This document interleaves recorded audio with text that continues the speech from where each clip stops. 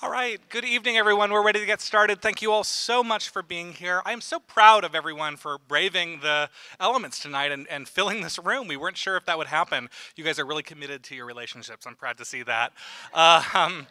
My name is Edward Wolcher. I am the curator of lectures at Town Hall, and on behalf of Town Hall, our hosts here at Temple de Hirsch Sinai, and our partners on this event, the Elliott Bay Book Company, I'm so happy to welcome you to tonight's program with Drs. John and Julie Gottman, great heroes of Town Hall who have presented in our space for years to big adoring crowds with their seminars, and we are so happy to be hosting them for the launch of their new book, 8 Dates. I hope this is a date for some of you here in the audience tonight. They will be in conversation on stage with our friend KUOW's Bill Radke. The format of the event will be an interview with the three of them, a conversation about love, about marriage, for about 45 minutes, after which we will have time for some Q&A. When we get to Q&A, there are microphones on either side of the stage. Please go ahead and line up at either microphone, and we'll get to as many Q&A questions as possible before we have to break. After all of that, there will be a book signing. If you bought a book with your ticket tonight, you're entitled to the first rows of that book signing. Stay in your seats afterwards. We'll make an announcement of how the book signing will go. You can also purchase copies of the book at the Elliott Bay table and get it signed tonight later, too. A couple other really quick announcements. Obviously, we are not at Town Hall. Our historic building down on First Hill is still under renovation. It's been about a year and a half. We are very excited to be reopening that space a little later this spring. There was a slight delay, but we are now on track to open in May. We have some more great programs, politics, science, arts and culture, and music in March and April around town, and then we hope to invite all of you back into our space when we reopen in May. And then a couple other announcements. We are also very pleased to have the Gottman Institute here tonight. If you're interested in the Gottman Institute, maybe interested in doing one of those more in-depth seminars in the future, you can sign up for their list out in the lobby. There's more information there. And everybody who signs up tonight will be entered to win a $100 gift certificate at Tom Douglas Restaurants. Also tonight, on the theme of dates, it's February, we got Valentine's Day coming up. We are very grateful to Capital Cider, a really cool bar down on Capitol Hill, for doing a night out for Town Hall. If you all are feeling a little frisky after the event and maybe want to go have a drink, Capital Cider is a great place. Cider is good, it's gluten-free, it won't leave you feeling too bloated. And all the drinks at Capital Cider tonight, a portion of everyone's sold goes to support Town Hall and our programming and our renovation. And finally, Town Hall, of course, is a member-supported organization, so thank you to all the members in the room tonight. Okay, now on to what you are going to see. Dr. John Gottman is renowned worldwide for his work on marital stability and divorce prediction. He has conducted 40 years of breakthrough research with thousands of couples, and his work on marriage and parenting has earned him numerous awards, including 4 National Institute of Mental Health Research Scientist Awards, the American Association for Marriage and Family Therapy Distinguished Research Scientist Award, and many more. Dr. Julie Gottman is the co-founder and president of the Gottman Institute and clinical supervisor for the Couples Together Against Violence study. She is a highly respected clinical psychologist, and she is sought after internationally by media organizations as an expert advisor on marriage, parenting, gay and lesbian adoption, domestic violence, and many other topics. She is the author or co-author of 5 books and was named Washington State Psychologist of the Year back in 2002. They'll be joined tonight by our beloved Bill Radke, host of KUOW's The Record and Week in Review, who's been a host on American Public Media's Weekend America and Marketplace Morning Report, and is the creator of one of Town Hall's very favorite shows, Rewind, a new satire show heard on KUOW and nationwide on NPR. They're here tonight to discuss John and Julie's new book, 8 Dates, Essential Conversations for a Lifetime of Love. Please join me in welcoming Drs. John and Julie Gottman and Bill Radke.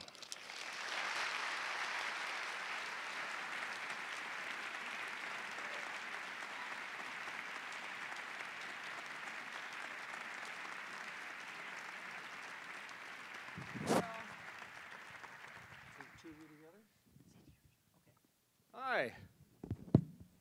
Welcome. How many actual dates are there here? Oh, that's eight times 8 dates. Hi, doctors, Gottman and Gottman. Hiya, Bill. Hi, Bill. Great to see you again. And it's a pleasure to be here. The book is 8 Dates, Essential Conversations for a Lifetime of Love. I just heard what Edward said about you, that you are experts on, or you are known for divorce prediction. Did I hear that correctly? Yeah. What is divorce prediction? Why don't you answer it, honey? The first Would it be step predictive of a toward- divorce if you disagreed about who to answer the question? That's right. Right. The first step towards divorce is Taking passing over. the answer. No. Let's see. So what is divorce prediction? So, essentially, this brilliant, amazing husband, who I love to embarrass in front of hundreds of people, wanted to know what makes marriage work. And the way he found that out was to look at 3,000 couples in his lab, test their physiology. His and lab. What does this look like? What is this lab his like? lab. He had a white coat and glasses and stuff. No, he didn't. So what it looked like actually was a living room. It kind of looked like that. So it was a couch. A couple would come in. They would be asked to be hooked up to some physiological equipment that would measure their heart rate, their perspiration in their hands, a few other things. And then they would be asked to just talk about a conflict with each other while they were being recorded. They were being videotaped by cameras all around. And they would talk for 15 minutes. Okay. Then they would look at the tape and use a little rating dial, a little dial that turned like this, that for each person indicated, was this a negative moment in the conversation or was it a positive moment? They would turn the dial. The couple themselves would turn the dial. Couple Right. would Yeah. turn the dial. So each person had their own dial. And they would rate whether this particular response or this moment was a negative response or a positive response. They also were asked to have a conversation about the events of the day. Just how did your day go? That kind of conversation. Same thing. They would rate that. Then all the data from that, from the video recording, from the voices, how their faces expressed emotion, the content of what they were saying, the physiology that was being shown in terms of their heart rate and so on, would all be synchronized, and that was it. So romantic. So romantic, so lovely. They also would sometimes be filling out questionnaires. They might be interviewed about the history of their relationship and so on. Again, all of that was put together. And each 2 or 3 years, they would be brought back to do exactly the same thing over and over and over again. And one of the amazing findings was that 69% of the problems these couples talked about were perpetual issues. They never went away.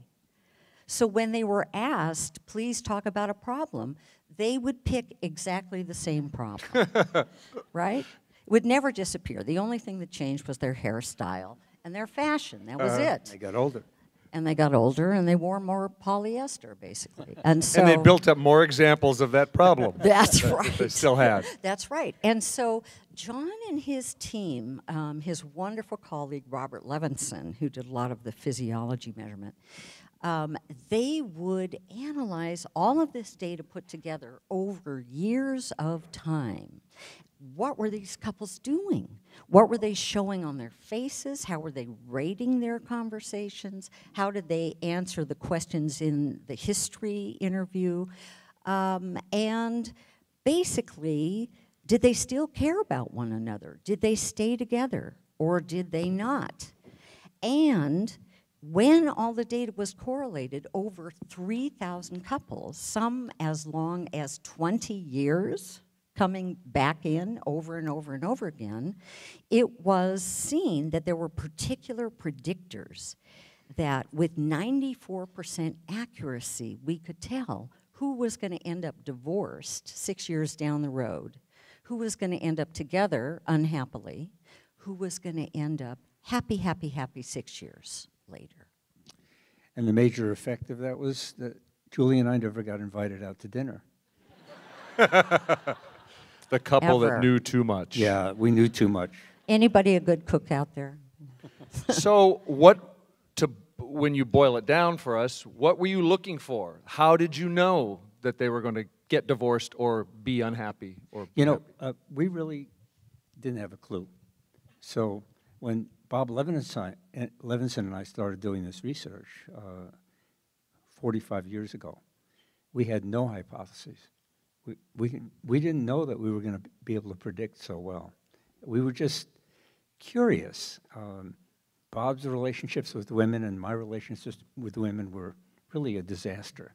This is before me, of course. This is before Julie. Yeah. Of course. And so, you know, two clueless guys decided, since we knew nothing about relationships, why not do research on relationships? So we were very surprised that we were able to predict anything, let alone with that kind of accuracy. It was really stunning to us. And, you know, we started watching these videotapes over and over again and seeing that there were patterns, that the couples who wound up really having bad relationships talked to each other in a certain way. They would point their fingers at their partner and say things like, you know, I've been watching you, and as far as I can tell, I'm pretty much perfect, but you're defective. I'm in a relationship like that. Yeah. And they really expected, when they pointed out what was wrong with their partner, that their partner would respond by saying, John, you are so intelligent. Thank you so much for pointing out all the ways in which I'm failing as a human being. Yeah. Can we have lunch next week so you can tell me more? Yeah. Unfortunately, people didn't respond that way. They said, you know, you're not so perfect. Here's what's wrong with you. And they would, you know, get into this big argument. So that's kind of what we discovered in the very beginning. Was that surprising? Gee, who's going to get divorced? Probably the person who jabs their finger at the other and says, you suck and I'm awesome. Was that surprising? Well, it wasn't really surprising in hindsight. You know, it kind of made sense, you know, once you looked at the data and, you know, kind of thought it through. And you could see how the people who really knew how to have good relationships, and Bob and I weren't two of those people, they were doing things very differently. You know, we actually have a videotape of a guy, you remember this tape? This guy is helping his wife identify what about him pisses her off the most. He's helping him with that? He's that non-defensive. Yeah. And he's saying, was it the way I say things? Yeah, she says it is. Well, what about the way I say things? Is it like, am I authoritarian? She says, yes, you are. And he said, well, it kind of works in the courtroom. She said, it doesn't work at home. He says, oh, okay, so that's what really bothers you? Yeah, the definite way that you say things, like, I have spoken. He says, yeah, I think I do that. You're right, you know. It's a great tape. We were talking in the green room about how being defensive, both of us have that problem. I swore I wasn't going to make this about me, but if I get one question, I wanted to know, how can I stop being defensive? And I was guessing, because I assume people are like me, that that's a big theme in your work. But it is. You tell me. Yeah, you know, I think we had 4 big predictors: criticism, contempt, defensiveness, and then getting physiologically flooded, going into fight or flight when you're sitting there calmly talking to your partner and you feel like you're facing a saber-toothed tiger, right? You're terrified. You're just terrified. You want to run. So what we saw was defensiveness is certainly the most common one. You know, all of us get defensive. We're all just a little bit insecure, right? Just a teeny weeny, or just a massive amount like yours truly. And so if we... You admitted to being neurotic. Oh, God, I so am. I mean, and I was thrilled to find out that there's research that shows that people who are neurotic can have really happy marriages. So it was like, yes! I was really happy. It was great. So, in any event... So, how can we neurotic people have happy marriages? By really telling our partners how neurotic we are, rather than getting defensive and blaming them for how insecure we feel. Well, if I wasn't defensive, I wouldn't have my defensiveness problem. That's right. But that's good advice. Everybody has that. Yeah, it's true. I can admit it. Yeah. Is there you have filled books with the answer to this question. The latest is called 8 Dates.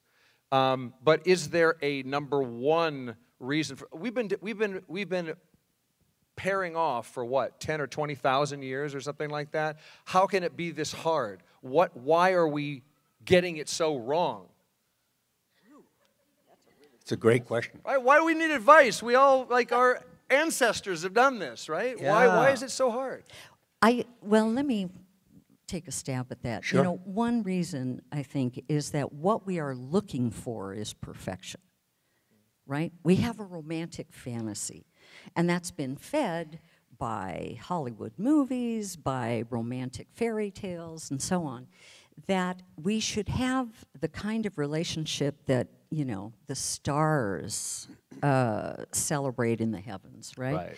And so we're looking for somebody to fill every single need we have, which is completely unrealistic. We also have the myth that people who have a lot in common are the ones that are the best matches. I was going to ask you about that. Right? And, in fact, that's absolutely wrong. Really? Yes. There's true. you should go for someone similar, but we also have the opposites attract, and we've seen the Hollywood movies where I hate you until the third act. We all know it's coming. So, yeah, tell me more about that. Should we be looking for someone similar, someone opposite? Is everybody similar deep down? Tell me. Well, I think there are some things that we all have in common, and that is we need connection. We need deep, heartfelt, soul-felt connection. We're all looking for that, no matter who we are, right? And we look for that in all kinds of different ways. Some of us really want to be vulnerable and open. You know, Brené Brown talks about that a lot. She had that huge TED talk about, was it bet. about being vulnerable? Or That's right, about vulnerability and what a gift that can be to give. Some of us want to stay shielded and protected, but at the same time, we still want that connection. On the other hand, we want somebody who enriches us, and that's not going to be our clone, right? It's boring to marry your clone. It's like looking in the mirror for the rest of your life. It's like, no thanks, I don't want to do that. So we're really looking for somebody who is interesting, different, telling us things that we don't know about. You know, when I first met John, he was very, very different than me. Very different. But I knew I would never be bored because this mind filled with so much knowledge, so much curiosity, I could listen to him, you know, 10 lifetimes from now. Yeah, but Julie and I, we're extremely different. I mean, you know, she was a downhill skiing racer in college. And, you know, when we talked about our dreams when Julie was pregnant, we took this great road trip. And she said, my dream is to take 10 women to Mount Everest Base Camp #2. And I said, my dream was to create differential equations models of couples interaction. And I can do that sitting in my chair. Now, I am somewhat of an athlete. You know, that lever on my chair gets stiff every now and then. It's a real challenge. Yeah, but you're really working that thing. I work Sure. that thing, yeah. And so in an extreme way. That's right. And so she really loves nature. And, you know, I come from Brooklyn, New York, and my mom always said, wipe the nature off when you come inside. Right? You know? So Nature's what you wipe off. That's right. So we were very different. But, you know, it was really fun to be enriched by the differences. And that's kind of what all these online services, their algorithms are wrong. They're matching people up. Samantha Joel at the University of Utah has said that you can ask people, what are they looking for? And you can find the person that has all the qualities they're looking for, and there's no way to tell if they'll like each other. There's no way. Statistically, there's no there's nothing you can measure in one causality. person that will tell you whether they'll like the person they're paired with. So they have the algorithm that, you know, two people who are alike will like each other, and just the opposite is true. So this guy in Germany, Klaus Wedekind, had women smell T-shirts that were worn by men for 2 days. And they picked the one that smelt the least offensive, you know. And it turned out the one they picked was from a guy who was most genetically different from them, but not just on any genes, on the genes of the immune system, the major histocompatibility complex. And then when they paired those people, you know, they said, okay, you're going to go out with all the people whose T-shirts you smelled, you know. They liked the guy the best whose T-shirts smelled the best and who were most genetically different from them. So we're not looking for a clone. We're looking for somebody very different. But then when we marry that person, those differences are really irritating. Hey. So then we have a problem, right? And the worst thing you can do is try to convert that person into you and say, you know what's wrong with you? You're not like me, because I'm pretty much perfect. And you're not, you know? And that's where it goes wrong, right? But if you enjoy those differences, and I enjoy these differences that we have. Good. Poor sweetie, he gets altitude sick on a ladder, so. That's right. You know, he stays home. I don't go to Mount Everest. No. But you told me you still get defensive when your beloved is coming down on you. Yeah, the 4 most terrifying words in the English language are when Julie says, we need to talk. You have a strategy. I have a notebook. I love this. And I take the notebook out when she says that, and I open it up, and I say... Is it a coincidence that it has a unicorn and rainbow on it? Is that to get you in a good mood? Totally, yeah. That's great. Yeah, I have another one that has all kittens on it. Wow, that's calming. I know. That's so calming. Really You're calming. ready to hear it. Okay, and then sorry. I open it up, and I say, okay, baby, I'm taking notes, I'm listening. And when I start writing down what she's saying, my first thought is, oh, damn it, you know. This woman is so negative, you know. And I'm writing down what she's saying. I get defensive. And then I'm writing down, and I say, well, that's a good point. You know, yeah, you know, well, she's right about that, you know. And gradually, you know, I'm really listening to her because she's really smart. And she kind of knows, you know, what's going on a lot more than I do. But this helps me. The other side of that is that because you're writing everything down, right, and you're also a writer and a book author, I have to be really careful what I say. That's true. Because it's going to wind up in a book in Interesting. the future, right? So she's holding her fire. Did you know you were doing that's that? That's right. She's a lot nicer because I'm writing down everything she has to say. And that's the real purpose. I think there's a deep truth in that, because if I'm hearing you right, because I'm mapping it on my own life, when I'm hearing it, I'm seeing, you know, the look on the face, or I'm in whatever mood, you know, I'm not taking the time off the stem the way she wants to be, whatever the thing is in the moment. I didn't wipe the table before guests are coming and we're stressed and da-da-da. When it's a tone of voice and a in the moment, I can be defensive.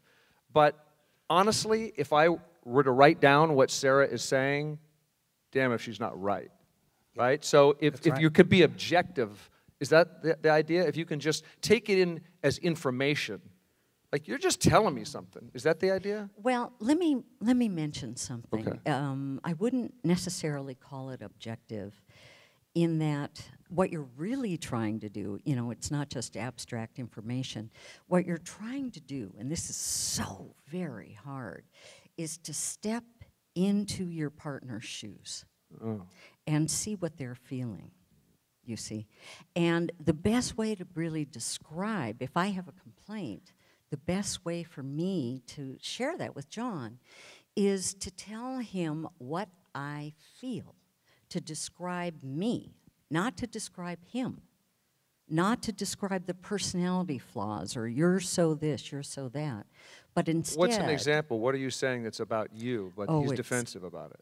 Is something like, I am so upset, I'm so angry because the reservations that you made were for the wrong night. So there's the fact. Right. There's the objective fact, right? But I'm upset. Yeah. I'm upset. So he can step into my shoes and try to understand that a little bit. I'll give you another example. John is an avid reader, right? Huge reader. And he likes to call himself charmingly sloppy. And I am compulsively neat, of course, right? Uh-huh.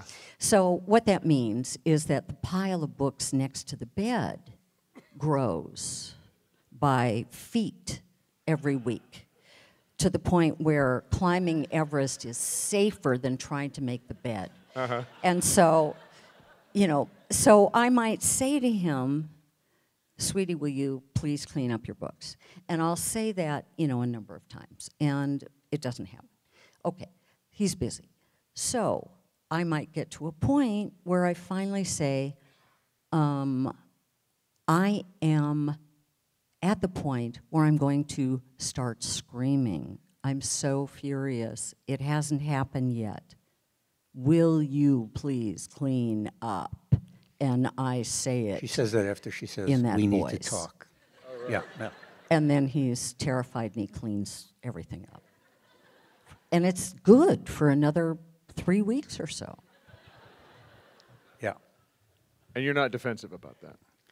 No, I am defensive about it. Oh, but you're writing it down. I'm writing it down. This gets into the book, 8 Dates, because this comes up. So what you're doing here is you're suggesting 8 conversations, 8 dates where we're gonna talk, and suggesting how those could go. And part of one of the pieces of advice is to report your experience of the conflict. Like, I feel this way, but you can go through it better than I can, right? So you were saying, not just you did the thing and it made me mad. It was I felt this way and this was my experience. That was my experience of it, right? You started this book about conversations because you were thinking about how many dates we're going on because of online dating, right? We're dating like crazy, but we don't know what, we've decided to meet up, and now what the hell do we do? Was that the idea? What are we supposed to talk about? Yeah, most dates, and you can go on YouTube and see hundreds of dates. People are just so uncomfortable. And, and a lot of them, they Why are there videos of dates on YouTube? I have no idea. Who's taking these videos Yeah, of dates? Are people on the date holding the phone out like this? People on the date are taking pictures of their dates. Has any of you ever videotaped your own date? Like a first date? Someone must, but they're not admitting to it. Yeah, well, you can see them on YouTube, and people are so uncomfortable, and and they're tense, and and a lot of them have a few drinks before the date, and they drink during the date, and they're laughing, but they don't know what to say to each other. It's really sad. So we kind of thought maybe we could make up some dates, and give people questions to ask that get the conversation to go deeper. And so we got 300 couples to volunteer to go on these dates. Gay couples, lesbian couples, heterosexual couples, and all kinds of couples. 37% of them were new relationships, but most of them were people who had been together a long time. And they tape recorded all their dates. So I got to listen to 2,400 dates.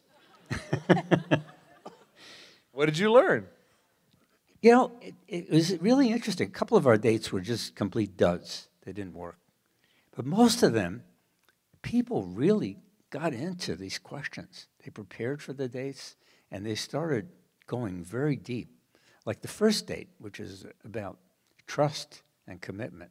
That's what couples really always are saying. I'm looking for somebody I can trust, somebody I feel safe with, somebody, I can count on.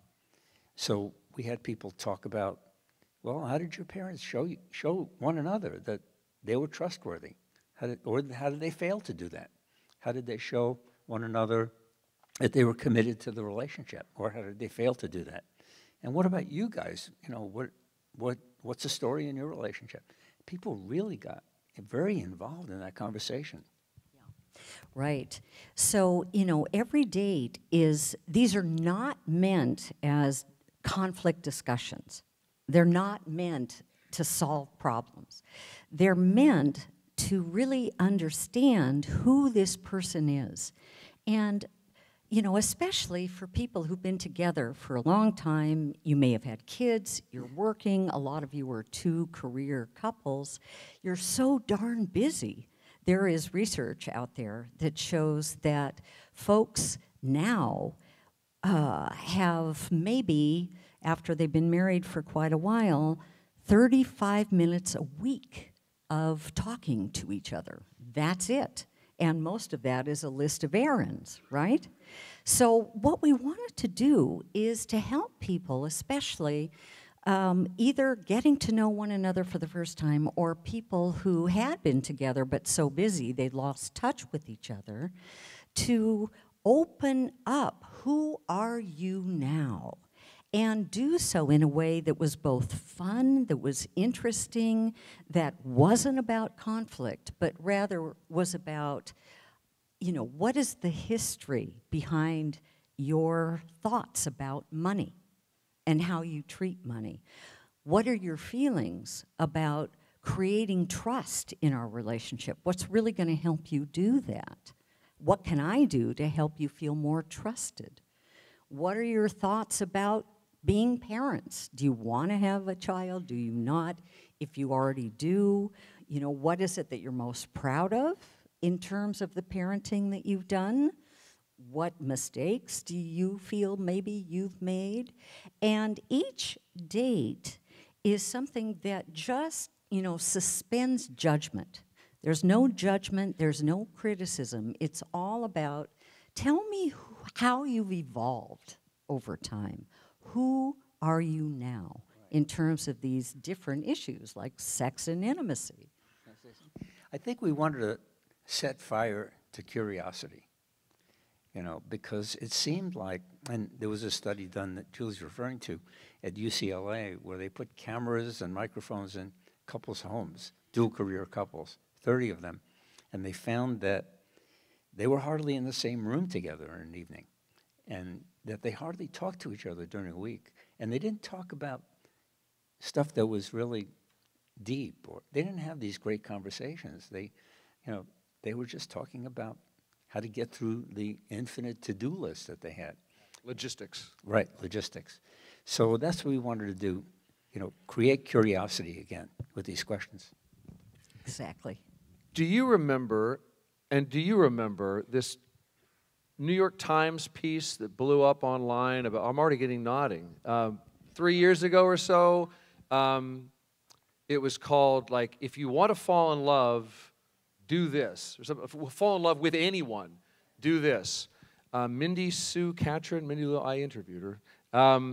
And this was, it like broke the New York Times online, and you're familiar with this piece. Yes. And you knew that it was based on some research about questions. The idea was you could ask a stranger, the two of you could answer, I think 36 questions is what they came up with for some reason. Right.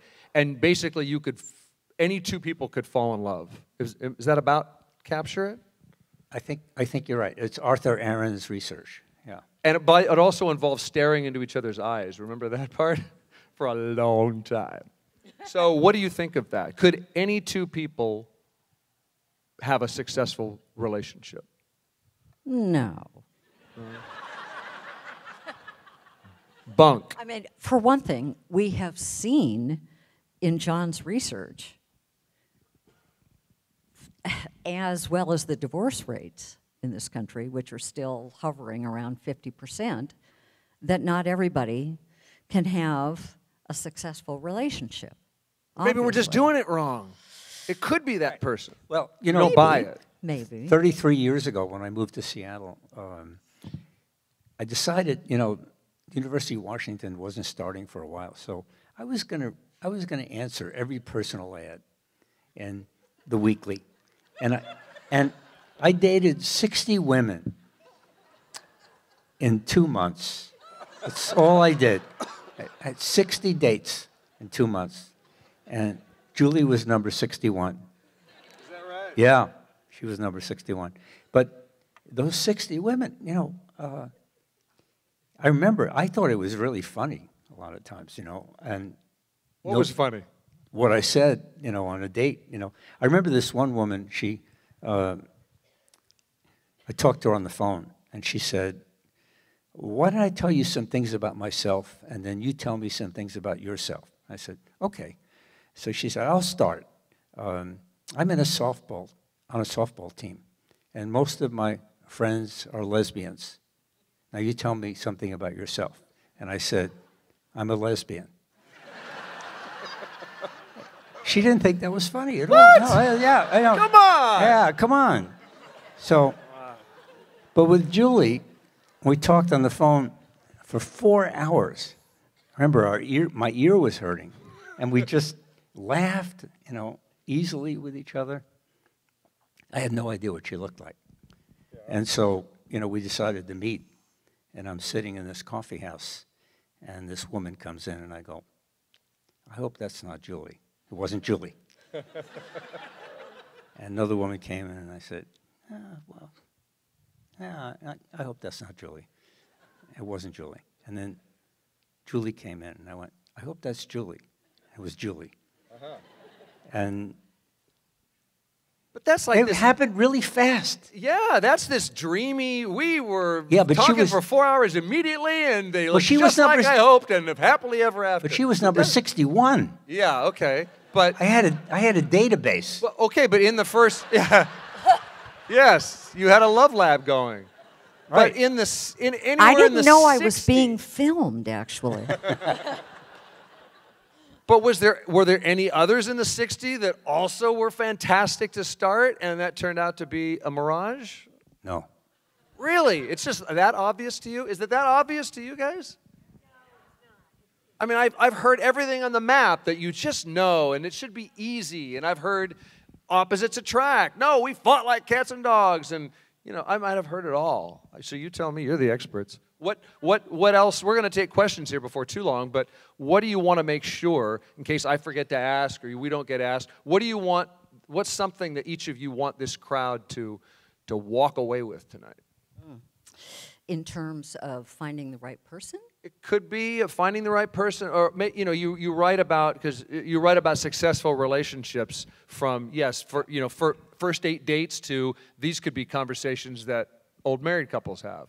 So let's just say, what's the biggest misunderstanding about a successful relationship? I don't know, maybe I'm over-guiding you. But what is something that it's like, if I could just tell these people one thing that they're not getting or that they're doing wrong or something. What do you want them to know? I've got one thing. Do you have one thing? Go ahead. All right, okay.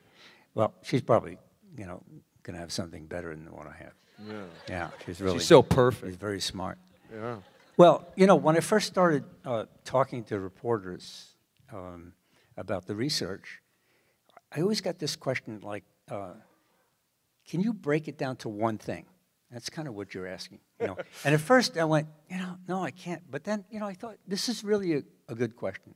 What is the one thing that is different about relationships that really work well and ones that don't? And I think what it is, and Julie may have a different opinion, is that in a great relationship, when your partner is upset, even upset with you, but upset about anything, people really communicate, baby, when you're upset, the world stops and I listen.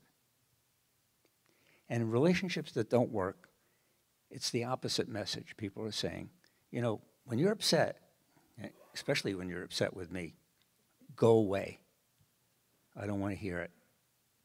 This is a lot of crap. Get over it. Come to me when you're happy, and we'll play together. We'll have sex together. And that dismissing of the negativity is really the kiss of death, I think. Yeah, that's good. That's good. It seemed good. Can I have 2? Yeah. Oh, good. Okay. She gets 2? She gets twice as many as you. All right. Okay. I think the first one is look for what your partner is doing right, not what your partner is doing wrong, and express gratitude. That's the first. It's good. That's good. Yeah. She's good. Yeah. She's good. I thought you were good. She's better. She's better. He's the best.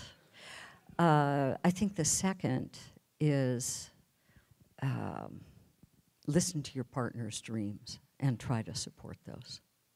That everybody has dreams, everybody has values, everybody is a philosopher. But everybody wants to have a sense of purpose and meaning in their life. And oftentimes their dreams are linked with that. That gave me the chills. Aw. That's good. So listen to that. Ask about it. Listen to it. Is there anything about, I'm going to check the time. Is there anything demographically in your research? Okay, it's time to ask. So I'll just finish the sentence. You talked to so many and eavesdropped on so many couples. Does your advice go for everyone? You know, race, age, culture, sexual orientation, national origin. Yes. Does it matter? Yeah, we've actually been very careful to get representative samples in every place that we've worked. And it works for everybody. And we spent 12 years studying gay and lesbian couples as well. So it's the most replicated set of findings in research on families and relationships. So we replicated our findings 6 separate times in 7 studies. And the first study, we didn't know what to predict. But once we had an idea of what to look for, it replicated. Let me also add that we did a huge national study creating a curriculum for couples in poverty. And part of that was bringing couples to here from Louisiana, from Baltimore, all kinds of places. The ghetto of Baltimore, many of those were people of color, people who'd been in jail, people who had scarred faces, people who had grown up in terrible poverty, which has always been a passion of mine to reach out to and help. And those people had the most wisdom, the most beauty, the most articulate dreaming of almost anybody I've ever worked with in 40 years. They said the same things that we were finding in the research. They used the same skills that we were discovering in the research. So it doesn't matter who you are. And we've done work with couples in Japan, with clinicians in Turkey who come from Eastern Turkey, Muslim, very deeply Muslim countries, and so on. South Korea. South Korea. Everybody basically wants the same thing in their relationships and doesn't want the same things too that we found in research. So it's, we haven't done real studies in those countries, but it looks very universal. And we're not the only ones that are finding this. Pepper Schwartz, a colleague of mine at University of Washington, was part of a study, the largest study done on what makes for good sex in a relationship. And they studied 70,000 people in 24 countries. And what they found that discriminated people who said they had a great sex life from people who said they didn't have a good sex life were about 12 things that were so simple, like saying to your partner, I love you every day, and meaning it. Cuddling with one another, touching one another, being affectionate, even in public. And, this list of 12 things that I got from their book characterized great sex in China, Brazil, even parts of New Jersey. Wow. Yeah.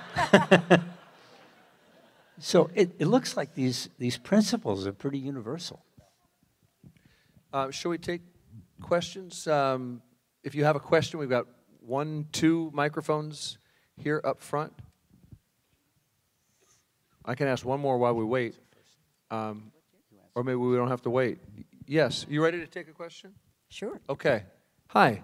Hi. So all your recommendations seems eminently reasonable and perfect, but isn't there at the base of it sort of this assumption that a relationship for life is something that it's a value that we should defend at all costs?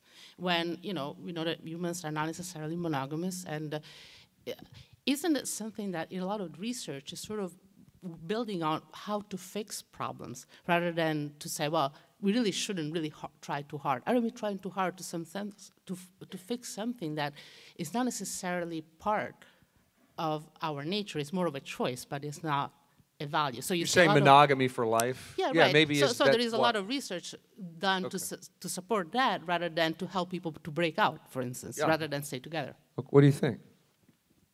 Can I answer that, Julie? Well, you're right. But the only thing you get out of having a love that lasts a lifetime is you live 15 years longer. You are healthier. You recover from illness more quickly. Your children do better in life. And their health is better even in middle age.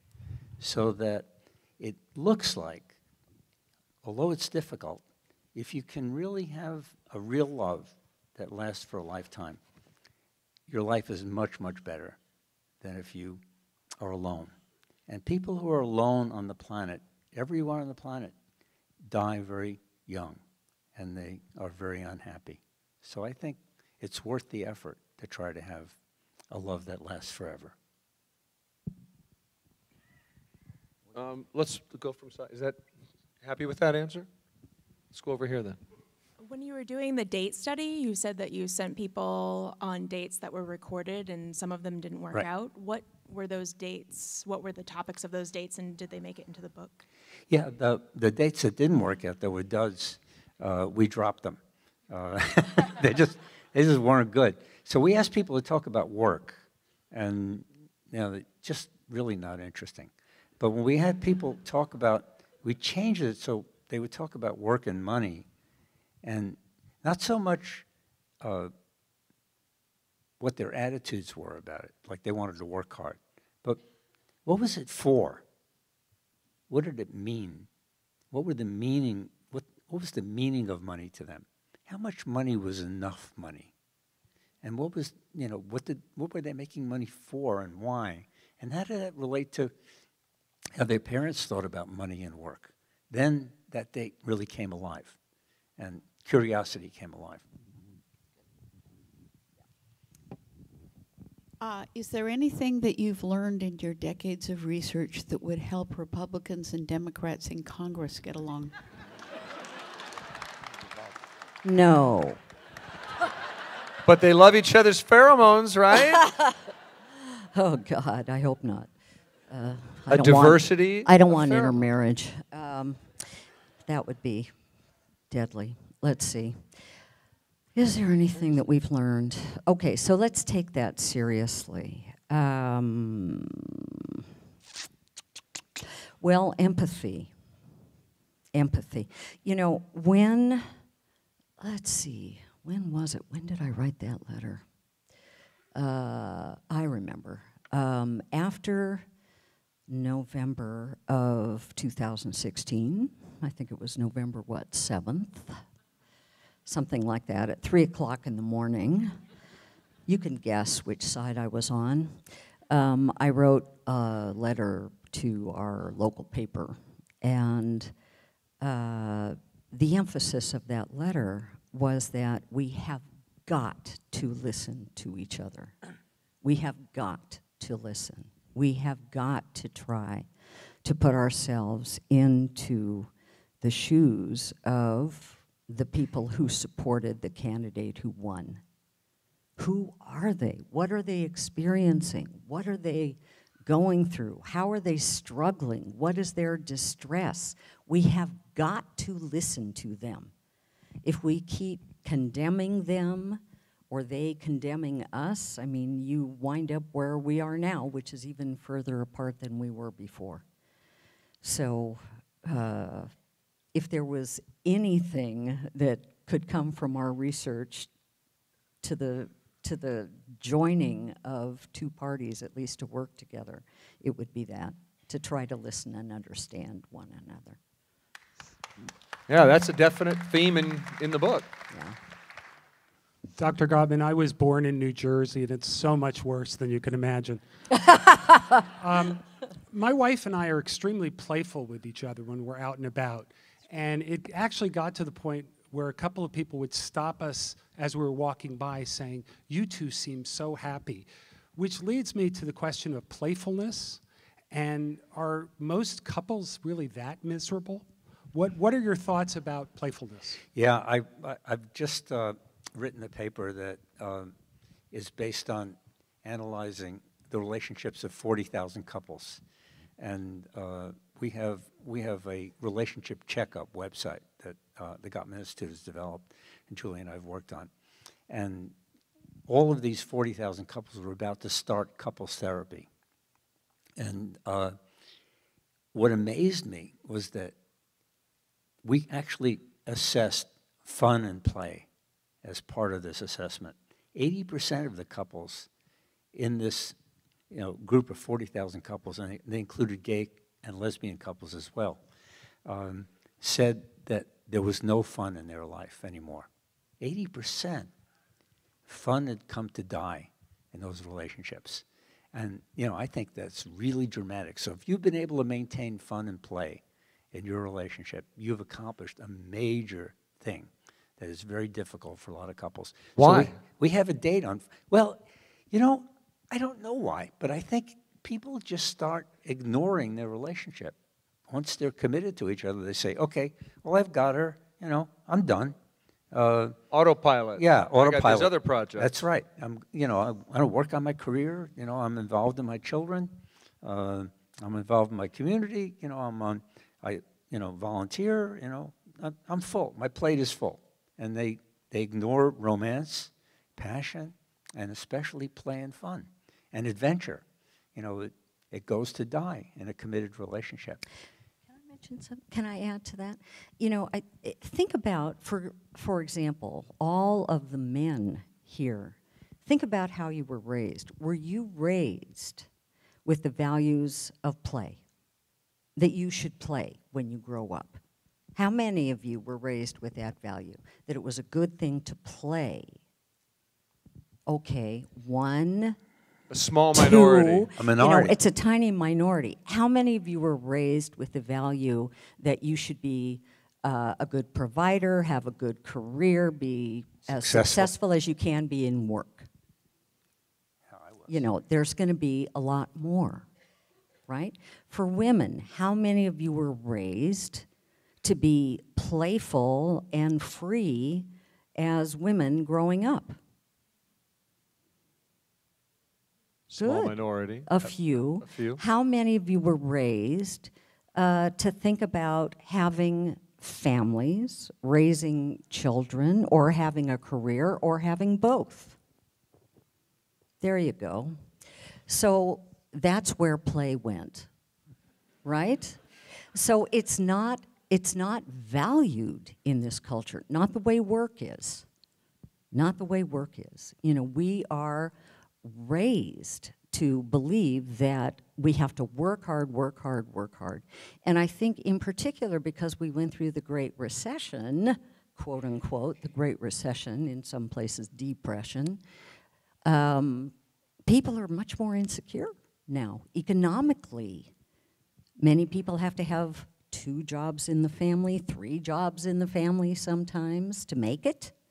So what happens to play when you have 3 kids and 3 jobs?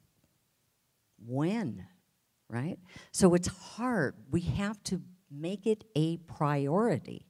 That's why we wanted to create this book, to help couples at least honor a ritual of having a date, maybe a date a week or a date every other week, where they could just connect with one another, maybe play, maybe have fun. Not just sit in front of a movie. Not screen. not just, talk. you know, veg out, right? Yeah, but be connected. What does play do in your relationship? Would you be willing to share with the audience what it means to the two of you? Yeah.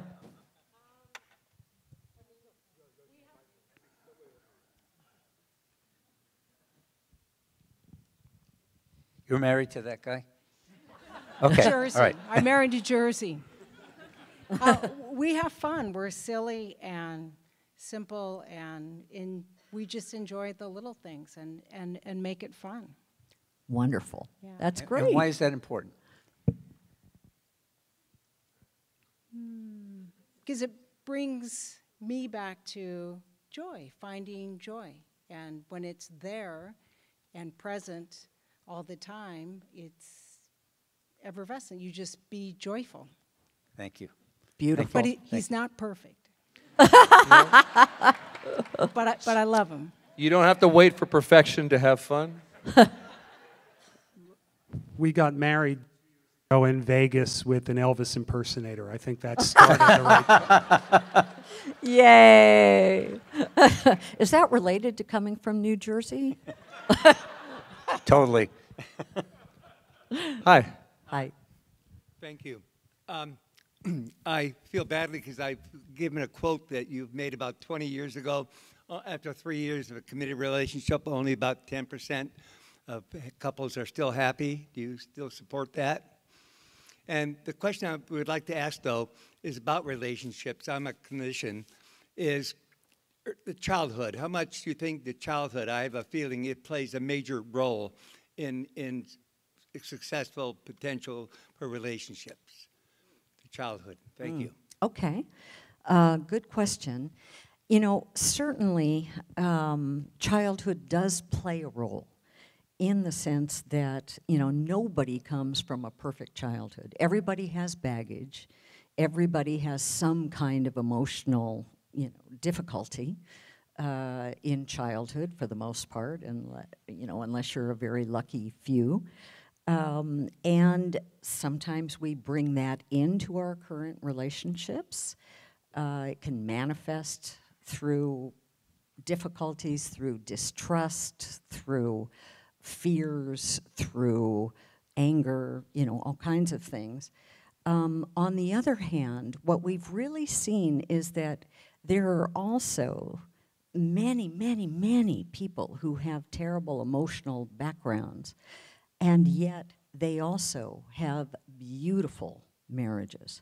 They have beautiful marriages, and they have figured out, perhaps by doing the opposite of what they grew up with or what they saw in their family, they do something different and find, you know, beautiful love in their current relationship. Thank you. Yeah, and most scholars, to answer your first question, have now settled on about 35% of couples are happily married. It's better than 10%, but. Hi, good evening. Thank you for being here tonight. My question is, you mentioned that your book isn't specifically about conflict, that these 8 conversations are more about dates. But my question goes back to something you said a little earlier about the 4 horsemen, the 4 major things that predict divorce. What would you recommend for someone that may have 1, 2, or all of the horsemen present in their relationship, and how would you go about turning that around? Wonderful question. So first of all, most people have bits of the 4 horsemen Will you in their remind us what those relationship. are? So again, they're criticism, defensiveness, contempt, and what we call stonewalling, which means shutting down because typically people are in fight or flight internally, physically. All right, so if you have little bits of that, you know, everybody does, including the happy couples. The big difference between happy couples and the ones who are terribly unhappy is that the happier couples make repairs. After they criticize their partner, for example, they may go back to their partner and say, you know what, I said that really badly, I'm very sorry. Let me say it again in a different way. Or if they've just gotten defensive, let's say, they might say, okay, wait a minute, I'm just getting defensive. I'm feeling defensive. Can you please say that in another way? So they'll make repairs along the way in the conversation. If they haven't, if they have a big fight, then what they'll go do is return to the fight they had and discuss what went wrong in the way they communicated that caused that fight. So they don't, in that processing, they don't go back and try and win the argument again. What they do is try to understand what was going on with their partner, that their partner said such and such that felt bad in the conversation. So they process it. All of this, you know, we've written about, and we describe in this book as well some of those repairs that people can make when you get going down the wrong path and what to do. There's one blueprint that we've adopted based on a man named Anatole Rappaport, who really worked in the area of international conflict and creating peace among nations. And we've adopted a principle of his as a blueprint. And his principle was to postpone persuasion until each person can state their partner's point of view to their partner's satisfaction. That's the blueprint that we've taken. And so we give people clipboards and yellow pads, and one person speaks at a time. And we have them speak in a way that is not in attack mode, right? Where they're talking about what they're feeling and what they need, what their positive need is. And they have the other person take notes and summarize what they heard and validate it. And not until that person feels heard does the other person get to speak. And they go back and forth doing this, and it's been really effective. It's one of our blueprints for getting out of that 4 horsemen stage. So, and it's, you know, it's pretty cheap. You just get a couple of clipboards and yellow pads, and you've got it. Or a little notebook with a unicorn on it. Right. That's really helpful. Or a bunny, right? Or a bunny. Or Kittens bunnies. are good. Bunnies are good. Thank you for answering my questions so thoroughly. Sure. Wonderful. Thank you. My husband and best friend of more than 20 years were also co-parents and business partners, which we have taken several of your workshops, I think partly because we're drawn to you also share all these different roles together. So my question for you is, I'm curious, I don't know that I've seen this in any of your work, but I imagine you've done this research, is the impact of living in an apartment versus a home. So my husband and I we've been together for 23 years, and we've only lived in apartments, including really small Manhattan ones. Our Seattle one we consider huge, but it's smaller than the average home in Seattle. And we now live there also with our teenage daughter and 2 dogs. So I'm just curious if you could speak a little bit about if that's come up in your research. No. You know, one of the great things about being a researcher is you can say when you don't know anything. So it's a great question. I don't have a clue what the answer would be. Wonderful. Well, I appreciate your honesty. So thank you. Hi. Thank you guys for speaking tonight. A lot of this is really new to me. So I have a question that you might have addressed before, but I think there are a lot of pretty safe assumptions about cheating in a relationship. But I'm curious, with all the studies that you've done and research, what are some of the challenges of looking at something that people don't necessarily want to talk about, like infidelity, and are there any interesting or unexpected results from that? Yeah, actually, John wrote a book, let's see, what is it? What Makes Love Last, I think. So his book, What Makes Love Last, was based, it basically talked about betrayal and trust and building trust. And in addition, we created a clinical training for people who have suffered from affairs, relationships. Specifically, the results of being cheated on, or people who are suffering and cheating? After they have gone through the affair, they've stopped the affair. What do you do then? So, first of all, what we've seen is in relationships where there has been an affair, typically the person who's been betrayed suffers from PTSD, post-traumatic stress disorder. That's what we've seen, and that's been seen by other people as well, other very well-known clinicians who've written about it. So that, you know, the experiences of the person who's been betrayed, the images that come into your head of the partner in bed with somebody else, the suspicion, the fear, the anger, you know, the ups and downs, all of that, the lack of sleep that you might have, the depression and so on, all of that is part of PTSD. And it's a it's a terribly painful thing. You know, your world has blown up. Your relationship has blown up. And who your partner was is not who you thought your partner was. So it's that unpredictable explosion in the relationship that causes that PTSD. So you come, you know, anybody who goes through that comes by those experiences honestly. But what we have also seen in our clinical work that we're now testing in our research is that there is a way for couples to heal and recover from infidelity, which basically we call atone, attune, and attach. In the first stage, you know, it's all couples therapy, that's what it takes. In the atonement, the person who's done the betraying has to take full-on responsibility for it without any defensiveness, express tremendous remorse, and listen to the betrayed partner's emotions. Not condemnation, but emotions.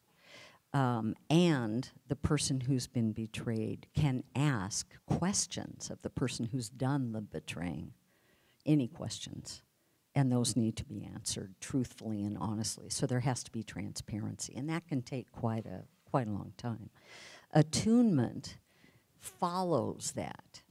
You can't start like, okay, what's wrong with the marriage in the beginning? That's absolutely the wrong thing to do. You have to go through that atonement piece first. Then attunement goes into, okay, what do we need to do to create marriage number 2? Marriage number 1 is broken. How do we create marriage number 2?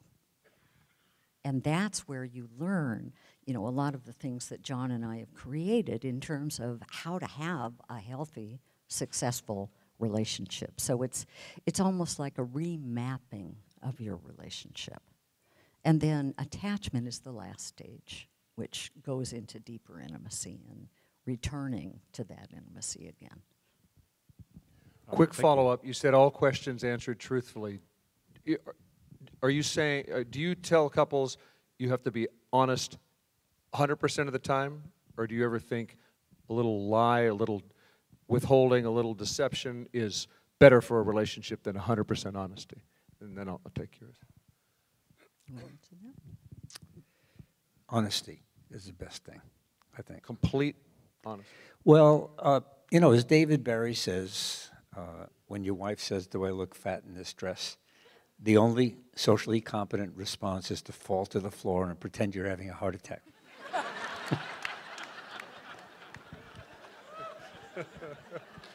Right? I'll have to leave it there. It's too good. And I'm sorry, just a quick announcement on time. I think we have time for just the one more question. Okay. Yeah. Thanks so much for being here and sharing your insights with us. I think I might be the only person that came with my brother tonight. And we joke that we have the manual of what not to do in a relationship due to the various relationships we saw growing up and continue to observe.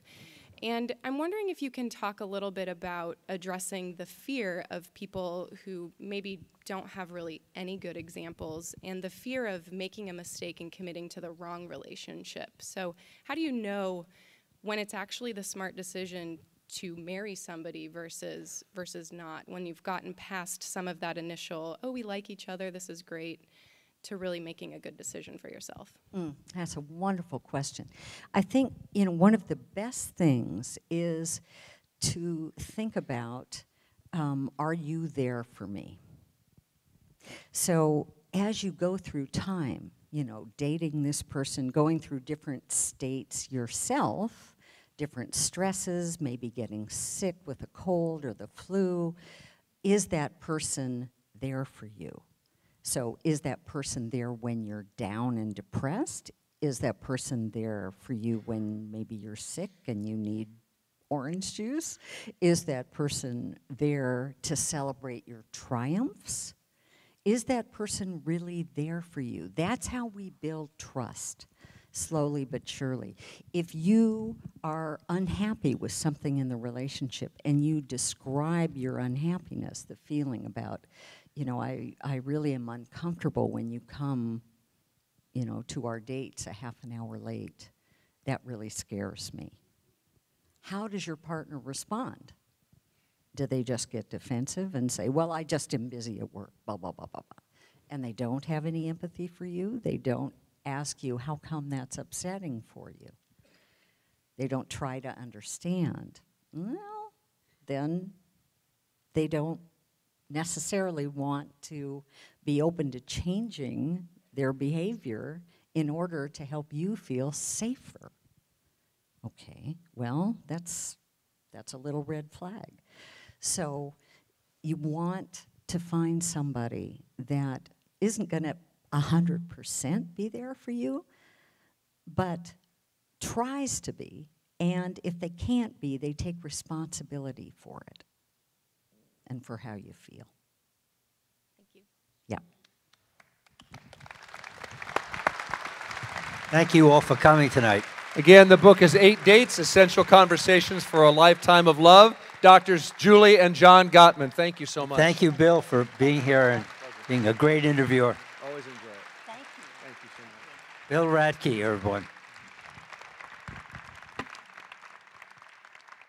Thank you all so much, John and Julie Gottman, Bill Radke. If